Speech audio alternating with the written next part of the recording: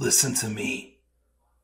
If there was a wise man who would ever think of this, they would say in order to be superior to the man, you've got to be the man. For I am the man himself.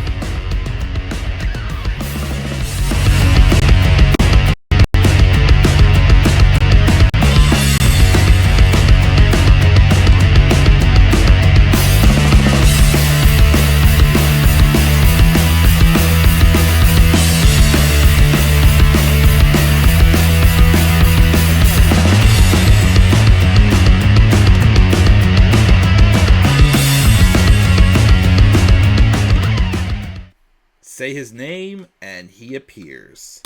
The man is back here once again on YouTube, recording once again. Are you ready? What's going on, guys? This is the Club of the Man 1993, and this is my review of this past Friday's edition of Friday Night SmackDown, the October 31st, 2025 edition, Halloween, and it took place in Salt Lake City, Utah. Lesson I've learned this week, honestly, is I need to treat Saturday night's main events like pay-per-views from now on. I wanted to record both Raw and SmackDown still for Saturday night's main events, because again, I don't consider Saturday night's main event a pay-per-view per se. It's more so of like a network special, or like just like a little extra attraction, but not like a actual pay-per-view, if I'm being honest. Because obviously, with my time, I do not have the time to keep these reviews consistent. So I am awkwardly recording this review after I've watched Saturday night's main event, which I hate doing that because I don't want what happened at Saturday night's main event to impact this review. Although I didn't get to see the whole thing of the opening match because I was running a little behind getting to my friends. But so I'll have to rewatch that before I do Saturday night's main event review at some point, which that one will be live. But yeah, from now on, I'm not going to do Raw and SmackDown reviews during the week of Saturday night's main event either. Unless if I really get the itch to do something. Or if I have the time. I don't know. But yeah, this week was just not the week for me to do that, because I was just busy, had a lot of things on my plate. So again, keep this in mind. I'm reviewing this after I've seen Saturday night's main event. And really the only thing I have to rewatch is the full match of Cody Rhodes versus Drew McIntyre. I know the results, but I'm going to base my thoughts on what happened on this show as if I hadn't watched Saturday night's main event yet. So a disclaimer out there, don't be rude and leaving me even rude comments in the comments section. It's just what I'm doing, giving my thoughts of going into the show, I thought this, and that. So anyways, we're talking about SmackDown. Honestly, not much different than I thought of Raw this week. Kind of skippable. Well, this one had maybe a little bit, first off, a better structured, card. They had the contract signing close the show, as we should have had with the what's it called now? With the face-to-face with Punk and Jade. Wasn't the most mind-blowing thing to end the show, but it would have been better than I thought the tag match. The tag match just, again, it wasn't a bad tag match, but it just felt it just still felt out of placed on the card. But I don't know, I still didn't think much happened. It was more so of enhancement talents, wrestling, it looks like we are, I'm still, I don't know what it is. I want to pull the trigger on the Carmelo Hayes face turn, but I still just want to see what he does after he feuds with The Miz. Because I'm still getting these vibes that it could be like what happened with LA Knight when he moved away from the Maximum Male Models. He fought one of them a week later, and he went back to being the heel the following week. Even though Carmelo Hayes was high-fiving fans when he was making his entrance, but I don't know. I just still get that mojo that he still could be a heel. I don't know. It's just me overthinking. I'll give it a little more time on that one. But anyways, so we're going to talk about everything that happened on SmackDown this week. We opened up with TIffany Stratton interrupting the show, upset because of Jade Cargill's attack on her last week. And it basically was, Nick Aldis coming out saying, "TIffany, you're not clear to compete tonight. We have to keep you safe for the match tomorrow night." Jade came out, talked some trash. They tried to fight each other basically, and just broke it apart. Okay, that was, harmless, did what it needed to do. Ilja Dragunov, the best part of the show, in my honest opinion, was Ilja Dragunov's match for the U.S. Championship, and how they're kind of like intermixing like the teased feud with Fraxiom and DIY, and kind of like mixing it in with this U.S. title, the U.S. title open challenge, which I like, because although there's 2 tag teams involved, all 4 members of the tag teams are definitely single stars. If given the opportunity to wrestle as single stars, even though there's a lot of nostalgia being relied on them, like especially DIYs, and it's really making them feel dry, if I'm being honest. But I do like that, because first we had Ilja Dragunov give a hype reel and get ready for his U.S. Open Challenge. R-Truth also had a backstage segment where he's dressed as Santa Claus, handing out candy to Motor City Machine Guns, insisting that it's Christmas, when it's, of course, really Halloween. Again, I'm still so confused now with R-Truth, what exactly is. I mean, some people are still calling him Ron on camera, but he's being what he was before the whole he got cut but then brought back thing. Like, I don't know, like that's still confusing me, to be honest. Motor City Machine Guns also had an interaction with Sol Sikoa, and Sol was like, he calls them bums because they're taking candy from a stranger. Then they talk trash to each other, and then they say, let's just have a match to decide who gets it and whatnot. Or I don't know. It was weird. It's set up for a match later on between Motor City Machine Guns and 2 members of MFT, which set up something that I'm totally confused about. And we'll talk about that when we get to that match in a little bit. But Ilja Dragunov was out there for his open challenge. Nathan Frazer came out to accept it, but then Tommaso Ciampa came out. He was like, no, not happening. I'm taking this. And then Ilja's like, hold on. He goes, the U.S. Open Challenge is for all comers. However, Nate got here first. Of course, so Ciampa got kicked to the back, and definitely an amazing match. Again, I know Fraxiom's awesome, but again, I definitely see a ton of great things in Nathan Frazer, and of course, obviously Ilja Dragunov as well.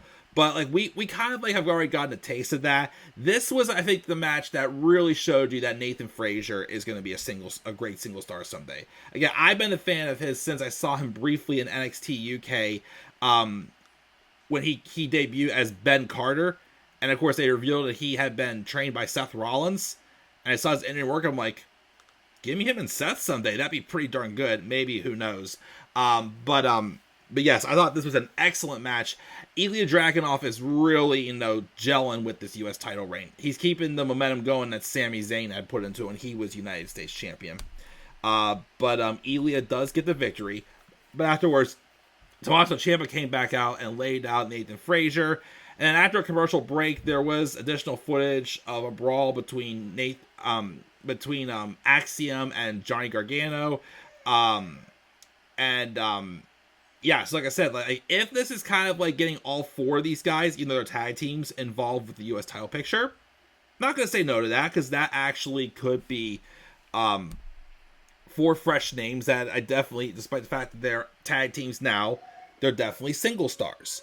So definitely remind us, hey, these guys are actually pretty good. So I do look forward to seeing, where that goes with the U.S. title picture as well. Carmelo Hayes took on Kit Wilson 101. Again, what the heck are they doing with Kit Wilson? Is Pretty Deadly still going to be a thing? Because again, I thought they were gone because Elton Prince was hurt. But I don't know. Like, I'm just confused. Kit Wilson seems like just an enhancement talent. Carmelo Hayes gets a victory. Afterwards, Miz comes out and lays him out and says it's not over till I say it's over. I still wish they would have gone a little bit further with Mel Adult Miz, because I still felt like they kind of like cut it off like really quick, if I'm being honest. But whatever. Like I said, we'll see what happens further with that, and we will go from there. Charlotte Flair and Alexa Bliss had a backstage promo addressing the Kabuki Warriors getting involved in their tag match on Raw, and saying they have a problem, they know where to find them. But of course, they have the focus on Nia Jax tonight, as Alexa's going to take on Nia Jax, which they had the match, and yeah, I'm sorry, I don't know what it is. Alexa Bliss and Nia Jax just never had good chemistry, in my opinion. Never really did. I didn't really care for the match. Alexa, though, surprisingly won because of Charlotte getting involved and whatnot. Next week, Charlotte's taking on Nia now one-on-one. I'm pretty sure this is leading to the call-up of Lash Legend, because again, I've heard rumors that, well, I've heard things that Nia's been doing some stuff in NXT with Lash Legend, so it's probably going to be introducing a tag team partner for her with Lash Legend, which honestly, not going to say no to that, because again, when I saw Lash in the Women's Battle Royale back in July at Evolution, and she was the runner-up, I thought she looked really good. She improved a lot and impressed me. So, if they want to do that, not going to say no, I'm willing to give that a shot.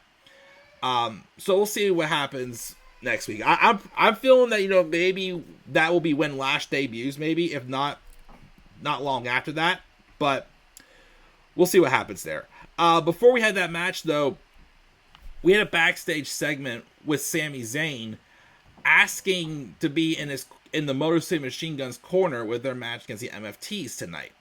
But Aldis says that Sammy's not cleared. Sammy's like, fine, and he chooses to sit out. Cody Rhodes rolls up in an orange suit because he has his contract signed, and of course it's Halloween. He wanted to impress the kids.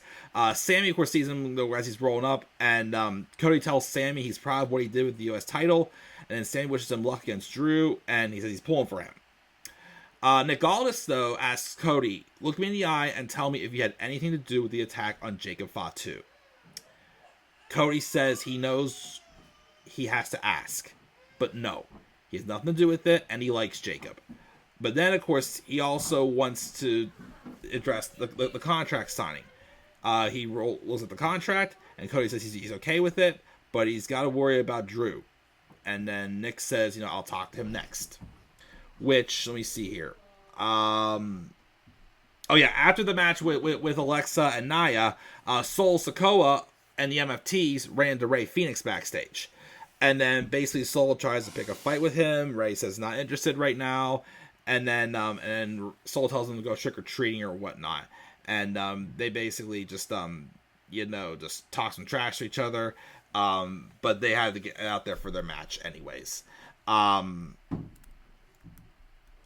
We also had a couple little random ads that was odd.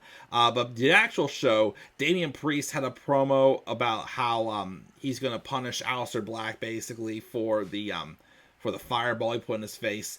I still think that this is setting up also for another call-up against Lola Vice. And I'm going to probably put in my Survivor Series match card whenever I get to that. A mixed tag match with Damian and Lola. Because, again, in real life, Damian Priest is dating Lola Vice versus Aleister Black and Zelina Vega. I feel like that's the only reason why we're continuing this feud, just so we can give, Lola a little bit of a start. Even though I don't want to affect Aleister and Zelina's momentum, because I do think they're a great duo together. Tiffany Stratton ran into Julia and Kiana James. Why this is still happening when we have the Jade Cargill heel turn, I have no idea. But after that, though, we had Chelsea Green roll up and complain that Julia is close to breaking her record as the Women's United States Champion already. Man, and Chelsea was definitely a much better United States Champion than Julia's been. And she wants a match to stop that. Which I'm like, cool. And Julia's up for it, and Nick Aldis makes as he walks away. And then they celebrate until Nikki Cross stands right there and scares him away. So, I don't know if that's a tease that Nikki Cross is going to get involved with the Women's U.S. title picture. Could make it a little more interesting, not going to lie, because, again, no offense to Julia, but, again, I definitely see big things for her, but she is bland as hell with this Women's U.S. title right now. I still think that they should have never taken it off of Chelsea again. They only should have taken that belt off of Chelsea Green if they were going to put her in the main event. And they're not, so she should have still the title. Because she did much better with that and embraced the gimmick much better with it. Oh yeah, then we had the weird commercial with the two mascots, whatever this was, weird as heck. Don't know why it was even shown. MFTs took on the Motor City Machine Guns. I didn't care about this match. Again, I'm not getting my hopes up about Solo Sikoa and his cronies anymore. They gotta do more for me to actually, believe something's gonna happen. And I hate to say this, but Motor City Machine Guns are just dry as hell. I know they're really emphasizing, it's their 1-year anniversary with the company. Yes, but after you won the tag titles and dropped in the DIY, then what? So, I didn't care for this, but what's confusing me, though, so after the match, MFTs win, Talatonga gets involved and choke slams Chris Sabin, because I believe it was JC Mateo and Tonga Loa who were in this actual match. Oh, sorry, it was JC Mateo and Tama Tonga. Tama Tonga also teased going after the U.S. title as well, too, during that brawl with DIY and Fraxiom going, yeah. By the way, also, I forgot to mention that. So anyways, so while that's going on, Fenix came out and made the save, and then Shinsuke Nakamura came out as well, but they got overwhelmed by the numbers. Now, why that's confusing to me is because I thought at first the MFTs were going to lead into a feud with the Wyatt Six. But now it's starting to look like to me that, because I thought, first off, this could either be leading to either a War Games match, which no, I'd rather see more of the actual main eventers get some type of a War Games involved. I'm still thinking War Games for the faces would be Roman, Jimmy and Jay, LA Knight, and CM Punk versus Braun and Bronson, maybe Drew, and after that, I'm not sure. I've heard rumors of them doing a revised version with Austin Theory and Trick Williams maybe involved. I even heard Carmelo Hayes maybe getting put in the group, which honestly, I wouldn't be opposed to that. But that's what I'd rather have War Games for. This is more so to be of a traditional 5-on-5 Survivor Series elimination match. But I thought it was going to be involved in the MFTs and the Wyatt Six. Now, based off of, what we got here, it looks like they could be doing, all 5 of the MFTs versus Motor City Machine Guns, Fenix, Shinsuke Nakamura, and because he's kind of involved and wanted to get involved, Sami Zayn. I don't know how I feel about that. I was more interested in the Wyatt Six of the MFTs, if I'm being honest. But doing that, it would feel like the MFTs are just squashing a bunch of scraps. Not saying that all the faces are scraps. It's just right now, it's there's really nothing going for any of them. So like I said, you have the MFTs who you've gone in circles with that I don't care about. Why are they fighting them when they could be fighting the Wyatt Six? That's a little bit more interesting, if I'm being honest. So that happened there. And then finally, we had the closing segment, the contract signing. So first, we had Drew McIntyre back in Nick Aldis' office, saying he has no issues with the contract. And Nick is like, are you sure? He's worried Drew's gonna, kind of pull a rabbit out and try to fool him. And then Drew says, you need to relax. You'll see him out there. So everybody comes out, makes their entrances. Nick Aldis says, you both reviewed the contract. You said you're good. Let's sign it. They give it to Drew, and Drew immediately refuses to sign it. And he claims it's lopsided. And Nick Aldis says, he goes, it's all standard, and Drew still refuses. He complains about the champion's advantage. And Aldis calls him says he's bluffing. And he says, if you're going to be like this, Drew, I'm tired of this. There's a bunch of other people in the locker room who would sign that contract. You'll go find one right now. And Drew, he says, fine. I dare you, go for it. And he goes to leave. But then Cody gets up and basically gives in what he wants. Adds in a clause saying whether that Drew can win the title through disqualification or by count out as well. Because they're referencing back to when Cody Rhodes, a week or two ago, got out of the impromptu match with him using the title on him. Which again, and based off of what went down of what I saw at the Saturday Night's main event match, my opinion is again, like, I feel like you gotta go somewhere with that. And not just say it just happened for the heck of it. No, you can't be doing that. I still think that's the reason why I still have in my head that Cody could possibly be the one who attacked Jacob Fatu. But again, also, I didn't get to mention it on my Instagram still yet, or Twitter. I'm still wondering now, even though the obvious choice still seems like it's Randy Orton, I still feel like, there could be a chance it could have been Jay.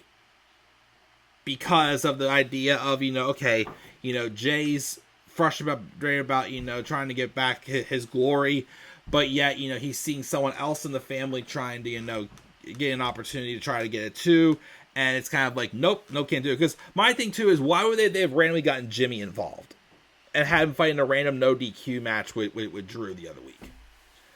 But Cody basically agrees. Then Drew talks some trash on Dusty, which, Cody's okay, I've heard this many times before. And then Drew then talks some trash on Cody's daughters. And that's when Cody snaps and they brawl, but Drew left him there laying.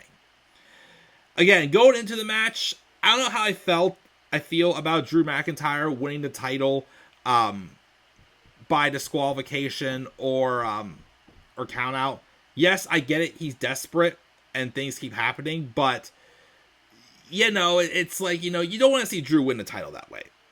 But of course, we all know what did happen at Saturday Night's main event. So that's going to be talked about when I do my Saturday Night's main event review at some point. So that's my review on SmackDown, guys. I gave the show a B-.